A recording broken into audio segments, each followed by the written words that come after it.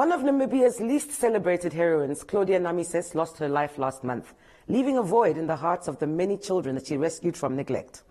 Her sister activist Rosa Namises shared her greatest legacy, which is the Olindi Children's Home located in Donkerhoek in Katutura.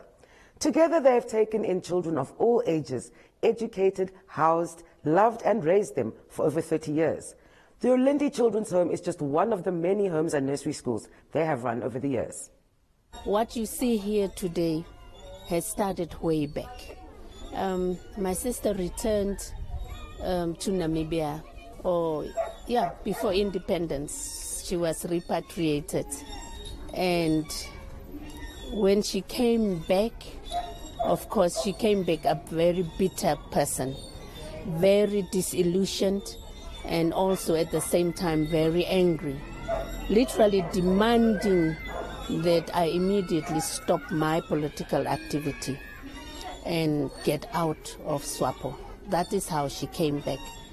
And I was saying to her, hold on, we will get there. We must get the system out, which was now the apartheid system. So I said, no, we need to deal with the system because we were about to vote. And I was not able to disassociate myself from my political involvement. And I was a very full-blood party member at that time. And here was my sister from exile demanding this.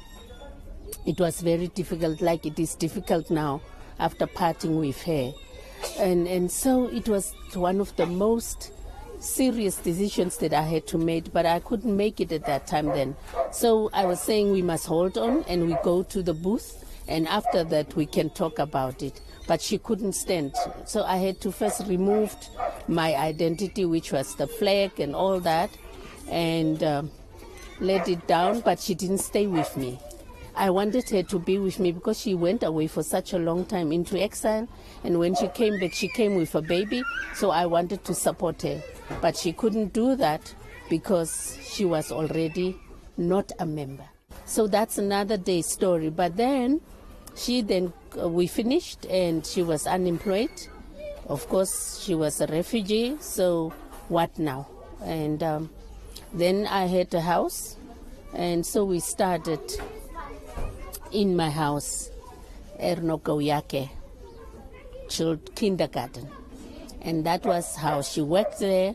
Of course, it was difficult. My sister had a total different relationship with me. It changed.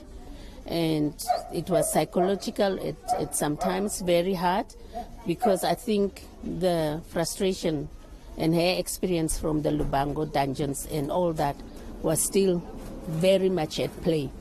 And she didn't trust me at all.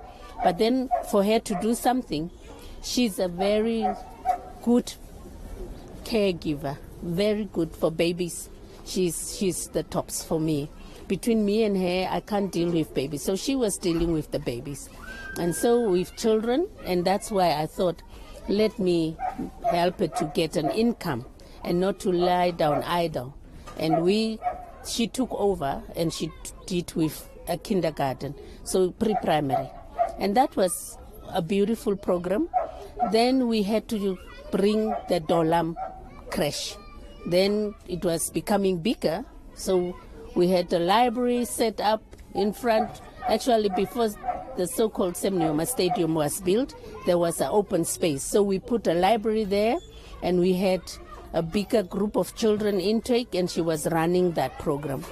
And after many years, she got a house in Okuriangaba. She got married, and then she got a house in Okuriangaba.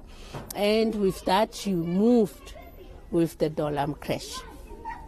And she worked there for quite a long time.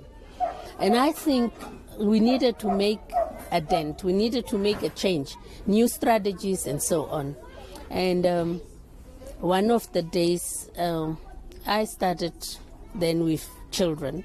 I took teenagers because I can handle the teenagers. So I started the Dolam Children's Home when she moved out. Because my sister was in exile, so she didn't know the dynamics of the Namibian society and how the society has changed. So I was the one telling her, this is what is happening, this is what's happening. And then we talked about it, seeing her having the compassion as well, and also having that energy. She's very energetic and very hands-on. So having that, I needed that to be channeled through to help the community, but more at her place with the children.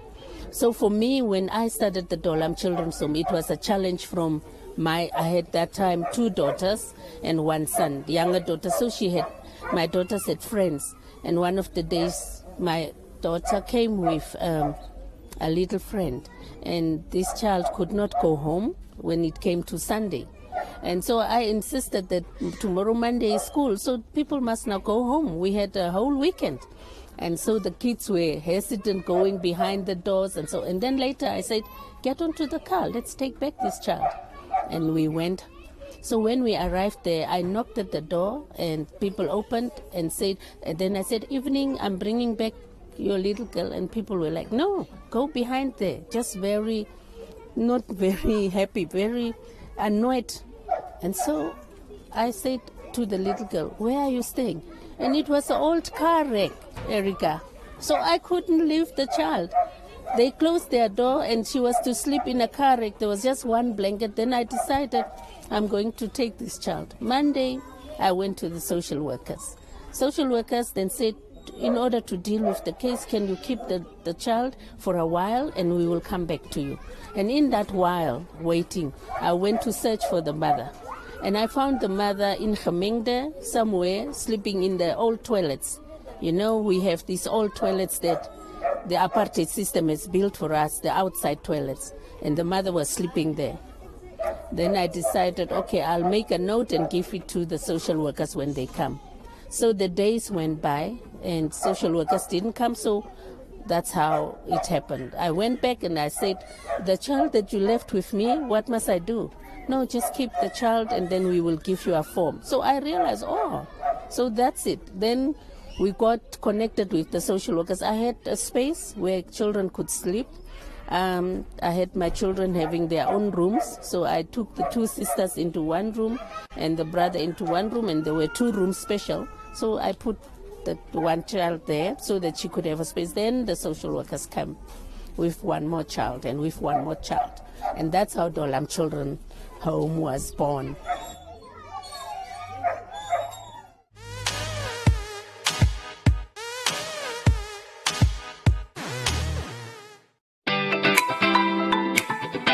Great combo deal from Choppies!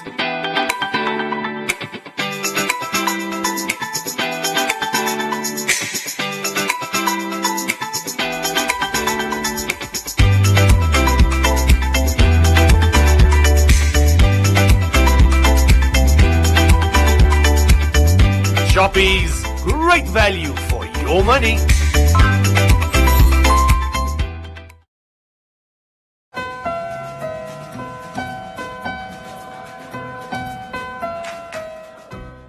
Dink jy sy het nog steeds abandonment issues? Is moontlik. Al ons moeite met die sprokies. Ek probeer so hard om my kind gelukkig te maak, maar ek kry dit nie reg nie. Probeer net help, dis al. Jy doen niks sonder bymotiewe nie. So jy hou van die tattoo? Nee. Maar jy kan nie liefde koop nie.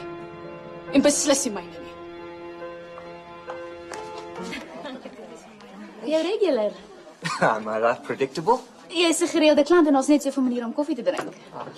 How do you like your coffee? Gewoonlik swart sonder suiker. Does black and bitter only pertain to your coffee preference?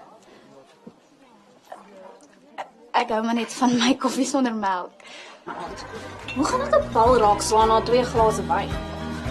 That was part of my plan. Wat? Om haar tipsy te maak sodat jy kan wen. I'm terrible at pata.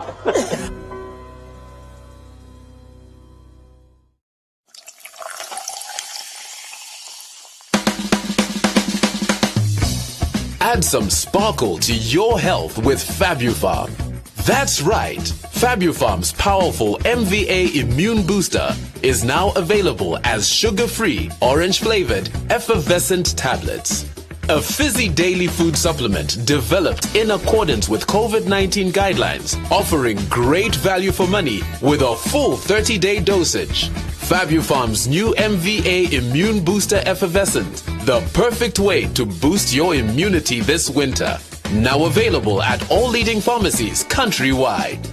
Did you know Fabufarm's MVA Immune Booster Effervescent can be claimed from medical aids, subject to fund rules and exclusions?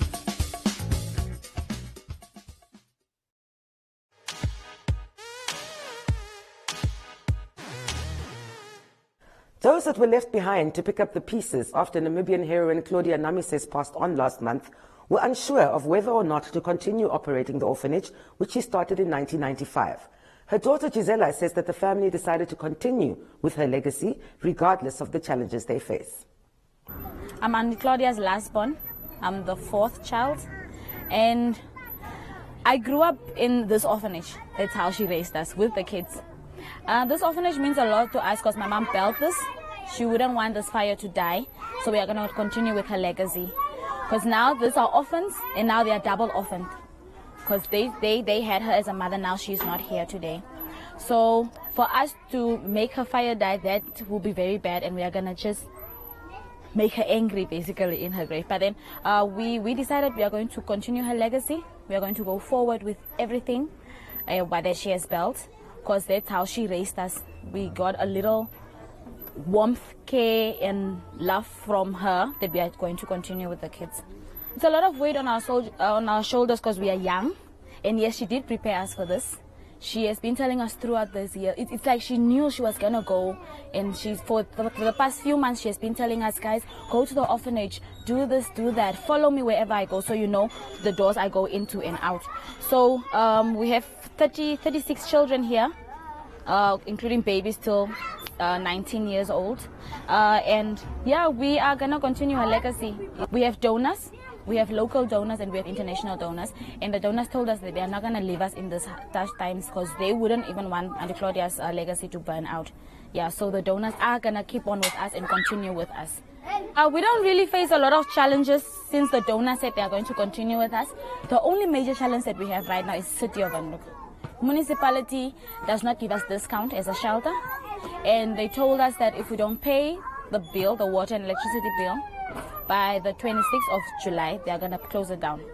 How possible is it to be with this, to be with 36 children in a home with no water? So City of Windhoek is our major challenge, and it's been the major challenge even before my mom's passing. Right now, a donor of us paid 8,000, so we are left with 11,000 that we need to pay. I reached out to the City of Windhoek for a statement in this regard. Yeah, your question with regard to Olindi, them being afraid of being disconnected with regard to their water. I went through the system to check their status. At this point in time, the Orlindi Children's Home owes the City of Windhoek 12,355. They made a payment of 8,000 some time back, which puts them in good standing with the City of Windhoek. Our system didn't recognize or pick them up as to defaulters that needs to be cut off in terms of their water usage. The electricity is prepaid, so we don't have an issue with the electricity. But at this point in time, as I've said, they are in good standing. Their usage per month is about 2.5 to 3,000 rand on water alone. The rest is on rates and taxes. Given their square size of 1,600 square of the earth, plus the improvements made on the earth, their rates and taxes alone is about 2,700. So that's the one that actually puts the account in an upwards trajectory. But we're not disconnecting them as long as they continue with a current payment agreement or payment rate where they pay every month a certain amount that they agreed to with at our debt collectors. So no, we're not cutting them off. We're only going to cut the water in case they default. But it's always good to go to our debt management department, make arrangements that also assess or help for their account not to accumulate interest. The interests are normally null if they made arrangements. So I just going to ask this orphanage home or the Orlindi Children's Home to make contact with our debt management department, and in order to make arrangements, payment arrangements, and then we're good to go. We're happy that they're making payment as they've done previously, in order for them to be in good standing. So let them continue doing that. Thank you. I asked Gisela to share the day-to-day experience of raising orphaned and vulnerable children. It's very tough because these are little ones, they don't listen. But then we have helpers. We have 4 ladies that are helping us. Right now 2 are at home due to corona, they can't in and out. We have 2 here, and then we have bigger girls that also help us, and then it's me and my sister, and then my nieces that also come and help us. It's very interesting. I thought it was going to be hard for me since I do not have any children of my own. But then now, since I was raised by my mother with the little ones, and then I'm literally like a mother to them growing up. So it's very interesting, but it's hard too, because I'm very young and I'm supposed to live my life, but then now I have to sacrifice mine to continue with what my mom left for us. What I will take from my mom to take forward is the laughter, the love, her dancing, her sharing her, like, I don't know what to say. Like, she shared her love with everyone, and that's what she left in us. So we are going to share our love with everyone. We are going to dance with them, because my mom loved dancing and singing. So that's what we are going to do with them every day. That's what we did yesterday with them too. We're dancing and we're singing, and that's how they're going to remember her, celebrating her. We would want more local donors to come forward with their help, because mostly the donors that we have are international donors. It will be a great help if local donors, Namibian donors, just come in and support their local shelters. We have people that come and spend time with the kids. We would get volunteers from schools, just come in with the kids, help us wash. They cook, they will bring their own food, they will cook lunch for the kids, and they will come clean the kids, especially with the babies, help them with the milk, help them with the nappies and stuff like that.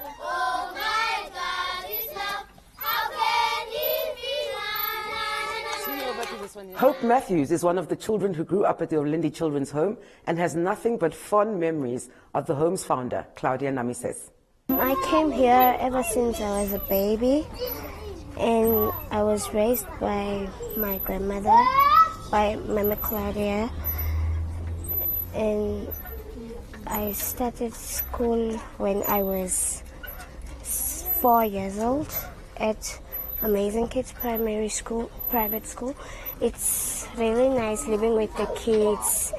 It's giving me more joy, happiness, and lovingness and kindness. I asked Hope how she would remember Claudia Namises. Auntie Claudia, she was such a kind grandmother, a lovely grandmother. She used to take care of kids, help out with difficulties, and help with kids that need schools. She used to make jokes with me, take me to school with the car, and dress me on the African Child's Day. She also shared her aspirations for the future. First of all, I want to finish my school, and if I grow up, I want to be a singer. I want to donate stuff for the kids. I want them to come in my music videos, and yeah.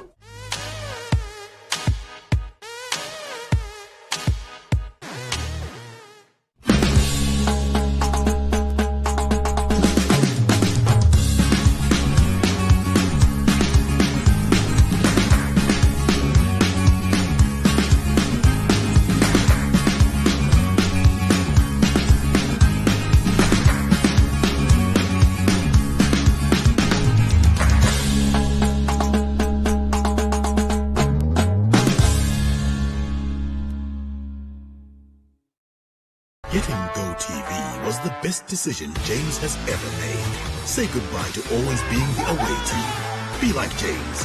Get GoTV today and get home ground advantage for every football game. GoTV. Love it.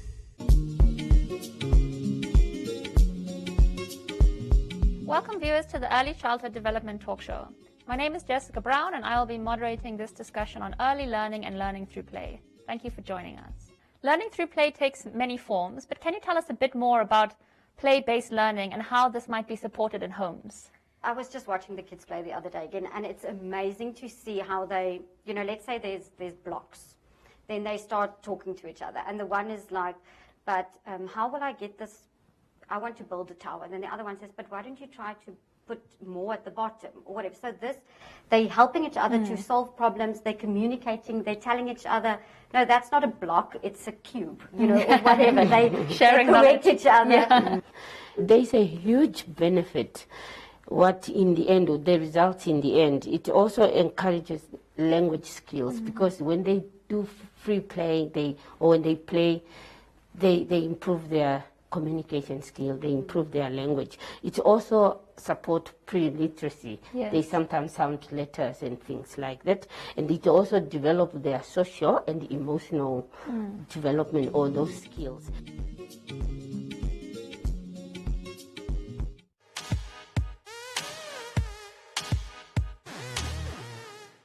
I am so blessed to have been able to give out food parcels to the value of 10,000 Namibian dollars, sponsored by the Agra Foundation and their affiliates, to the community of Sievendelaan.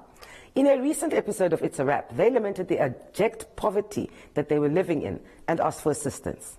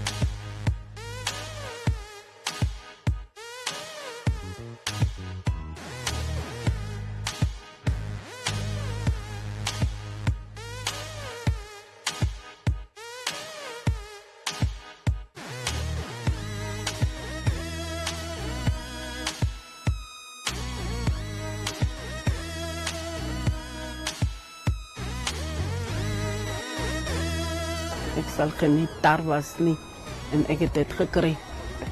Ek is dankbaar vir Agra en One Africa wat vir ons gesponsor het, want daar was niks gewees nie.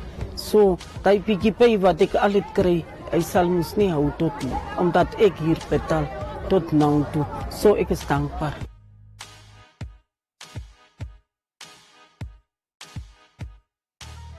Thank you, Agra, for the sponsorship you gave us.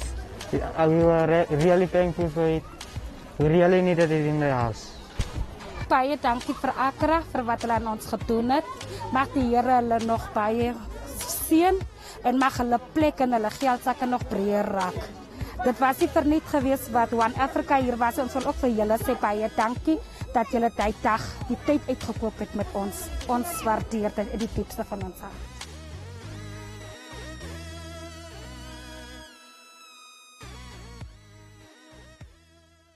So many food parcels donated by the Agra Foundation, we were able to give some to the Orlindi orphanage as well.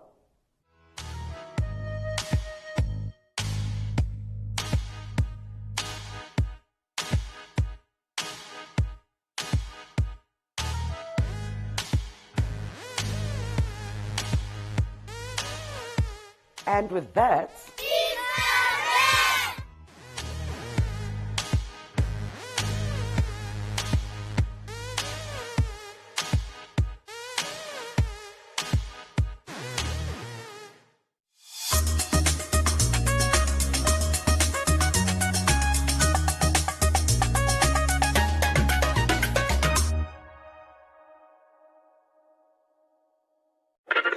What's up, world? This is Shay, the goddess of the airwaves, on 99 FM, Monday to Friday, serving you breakfast on the ignition between 6 and 9. We brought you to be inspired, taking you to master your destiny. Now it's time to do the work. Just show up. Put on your work boots and do the time. Make it, and then make it better. Hello, world. It's your boy Script here on The Kingdom, where we're reminding you every single day. Get up.